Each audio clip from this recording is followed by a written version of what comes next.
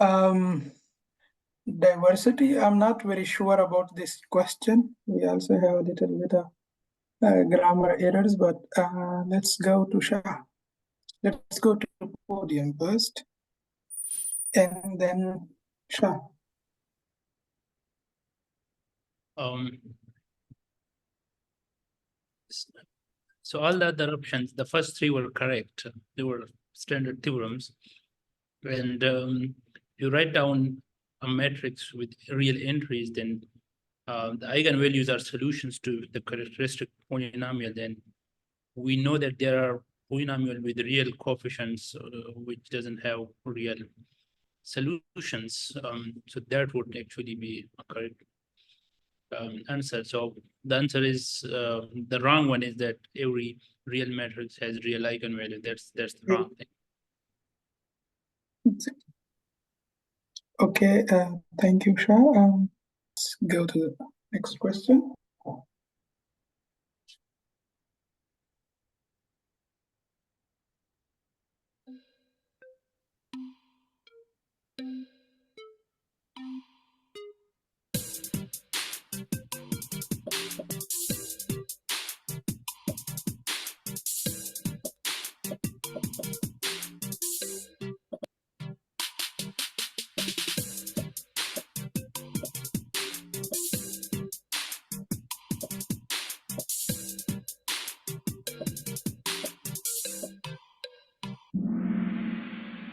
Yeah. The podium, very well, till there. And yeah, Shah, please.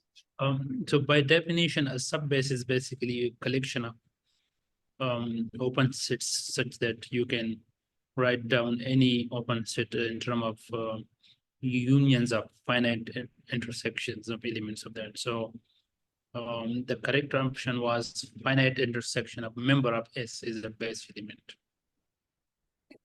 Very well.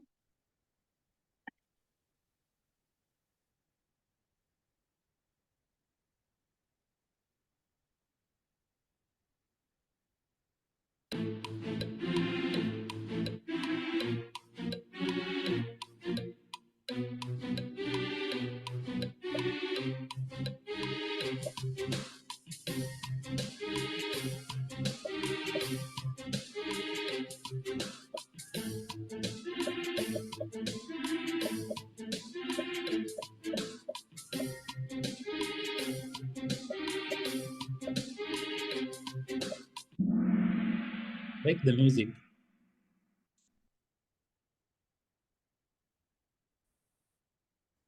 Okay.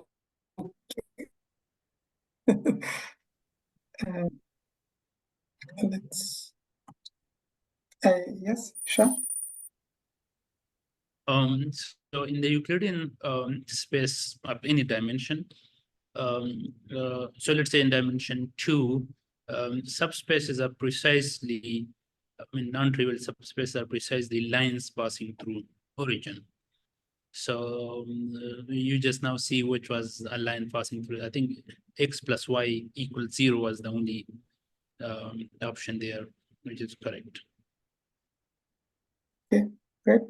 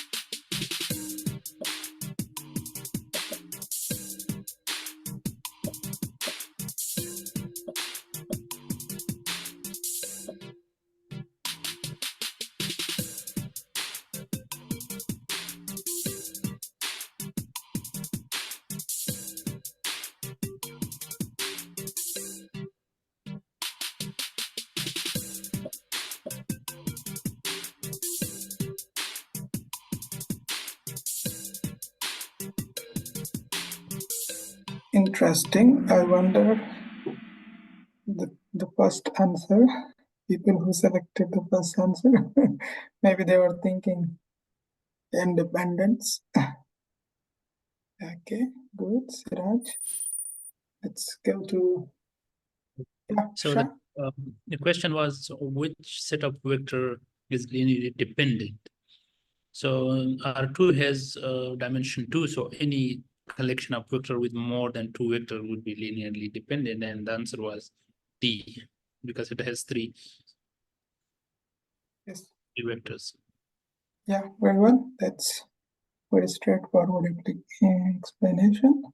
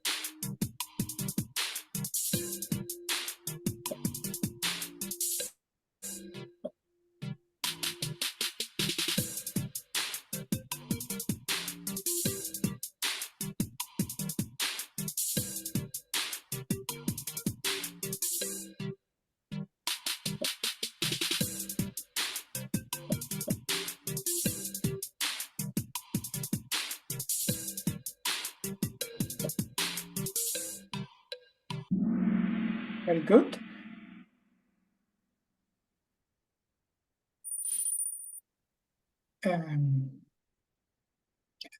Shah, would you like to say something? So linear equations, 3 variable give you a plane. So if you have 2 equations, that means you have 2 planes, and then either they're parallel or they intersect. And if they intersect, then they intersect not at a single point, because they just can't. So their intersection contains a line, so which means they have uncountably many solutions or intersection points. Now, for the given case, you just need to find a single solution, and then you can just deduce that it has countably and uncountably many. Very well.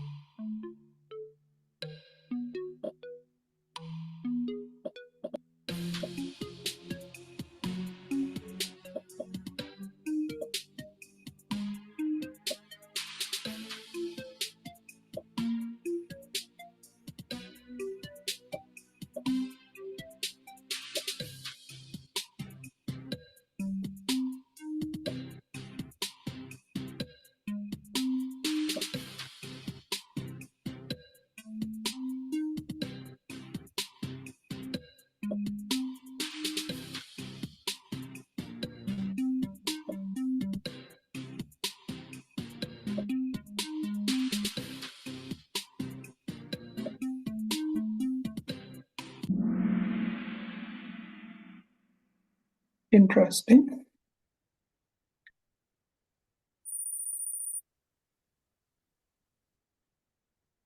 Yes, Shah. So any matrix can be considered as a linear operator. So here we had a 3 by 3 matrix, so you can think of it as a linear operator from R3 to R3. And then the null space is the kernel of that operator.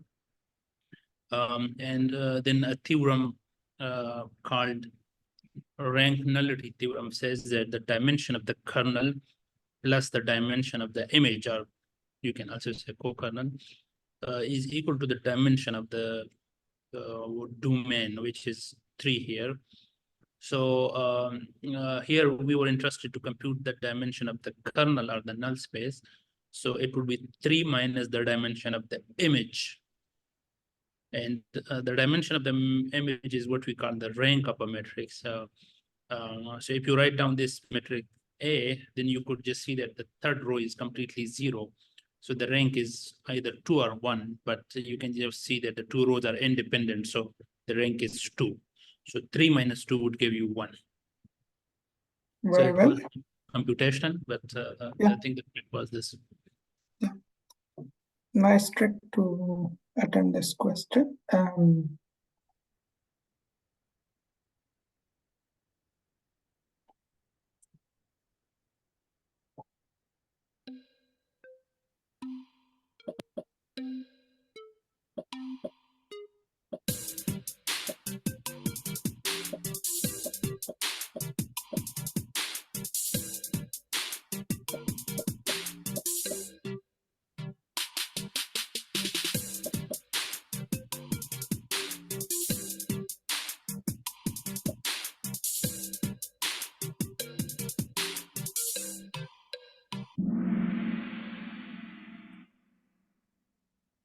Wow, what's happening?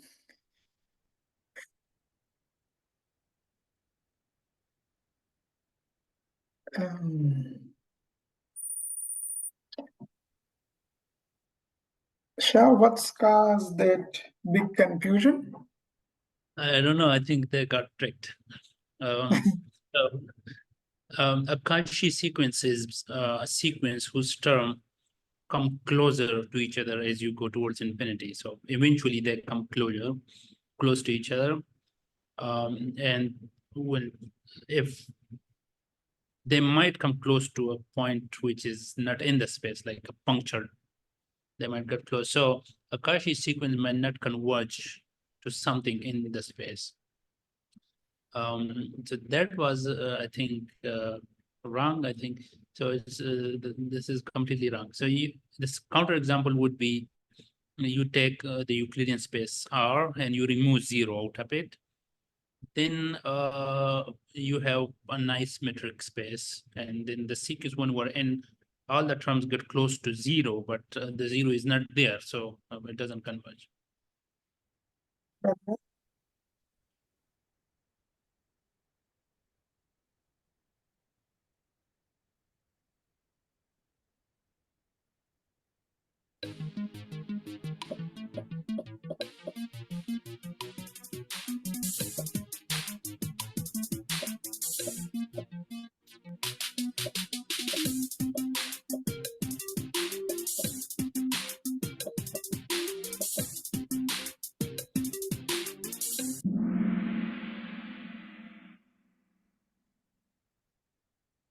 Encouraging.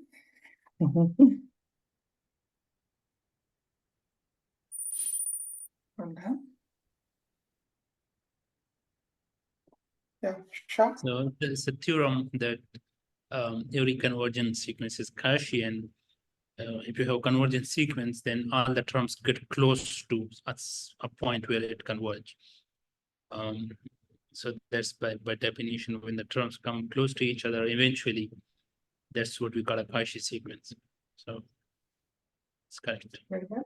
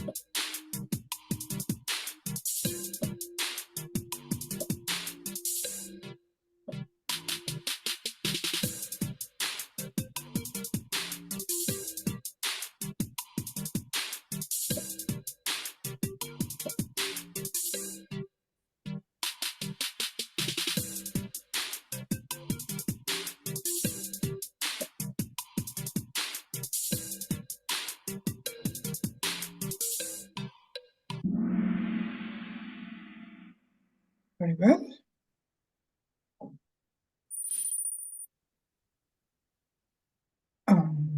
Let's go to Shah. So, well, this was not an injective function, because if you take one z cube equals 1, you get 3 values mapping to 1, so it's not injective. And of course, if it is not injective, then it is not bijective. And the third option was analytic. So analytic is something, is a function that you can write down as a Taylor series. So Z3 is analytic, so that was the correct option. Very well.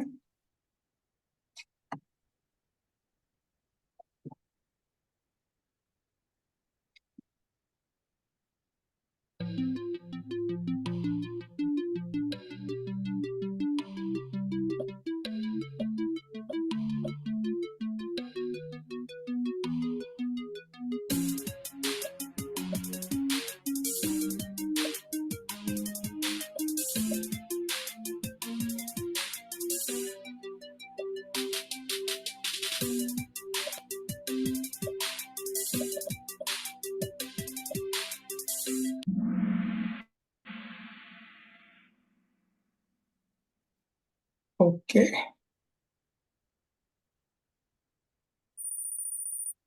Now change to Boolean. Yes, Shah. Well, this is not a bounded function. Just because you take z to be iota x, power imaginary number, and x going to infinity will give you the answer.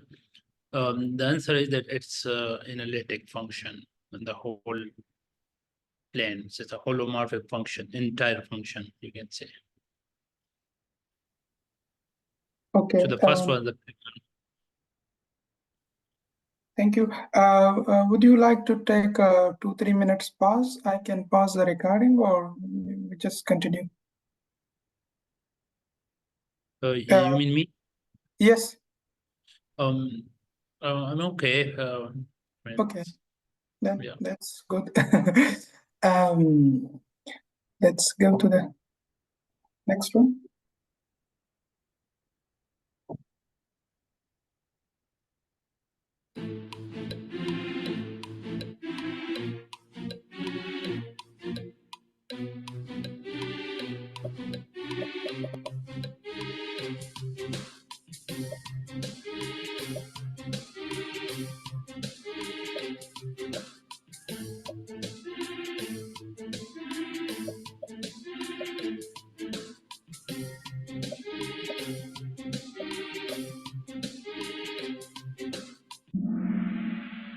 Interesting.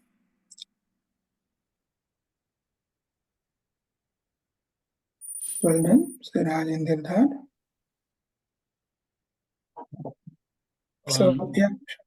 So a function which is bounded and holomorphic over the whole complex plane, then it's constant function. It's a Liouville theorem, and therefore you cannot find bounded functions which are not constant and entire. So the answer is 0. Very well.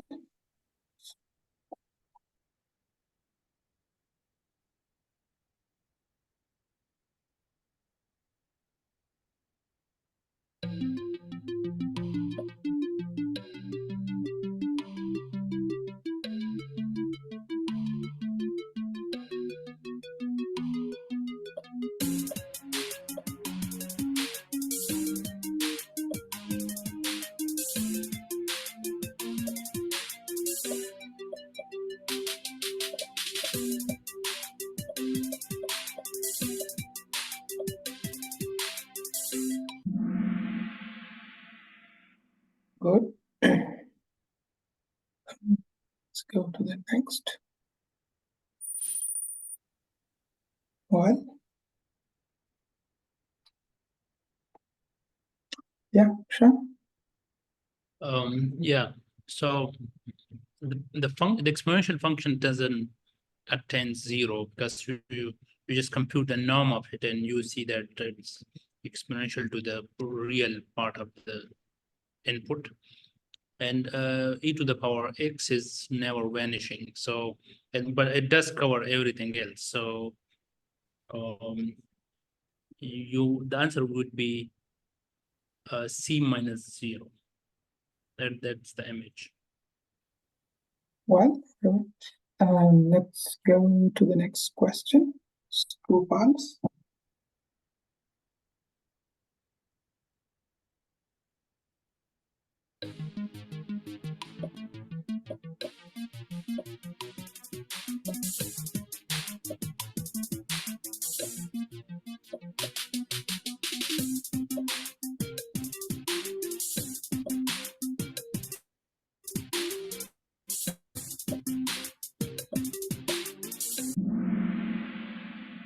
Interesting. We still got some incorrect answers. Okay. Well done, Maria. And let's go to Shah. So we know that if you have a continuous function between two spaces, then it preserves some aspect of the topology, which in this case would be compactness, you can say. The closed interval is compact, but the whole real line is not compact. So the existence is obstructed by the compactness in this case. So the answer is false. There is no homeomorphism. Homeomorphism actually they are continuous functions. So you cannot find a continuous function, which means you cannot find homeomorphism between the closed interval and the real line. Okay.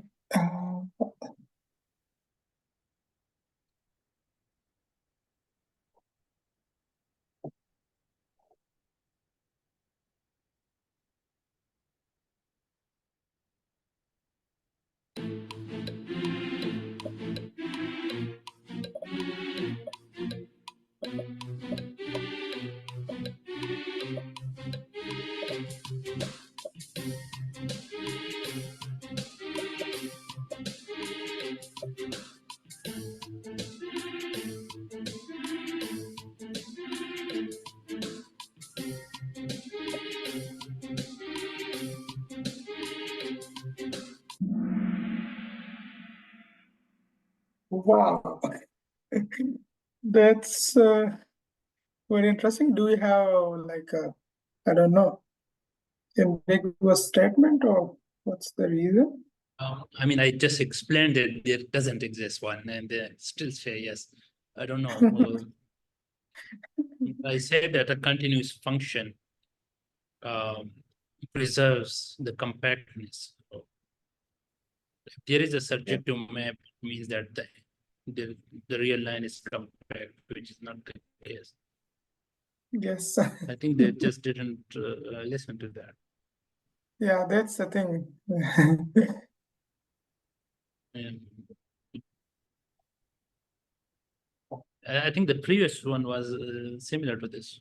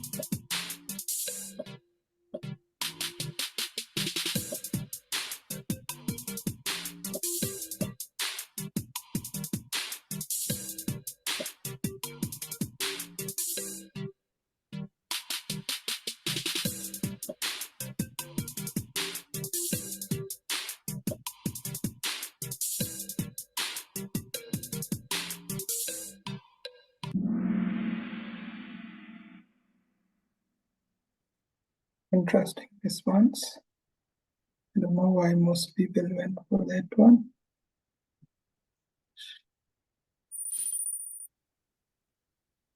Well done, Siraj. Yeah, sure. So the theorem, Heinz-Boyle theorem, that a subset of Euclidean space is compact if and only if It is closed and bounded. Now, the unit sphere is closed and bounded, so it's both compact and closed. So it's not the correct option. The open interval is actually not closed, so it's not also. So you want a subset which is closed but not compact. So the unit in open interval is not the option. And the line x equals y is closed because if you look to the function from R2 to R defined as mapping x, y to x minus y. And then the inverse image of this of 0 is this option.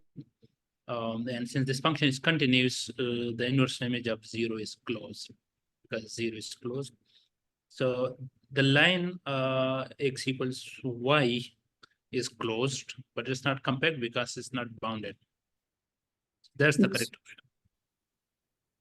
Very well.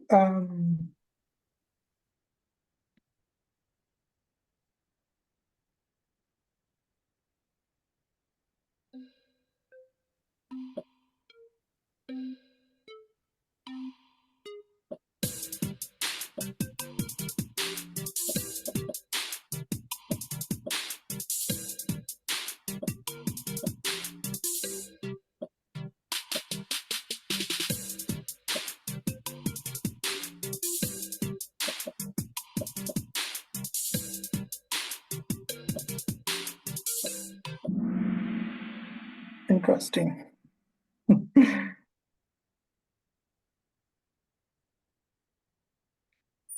I think there is a little confusion of how you define a proper subgroup, but Shah?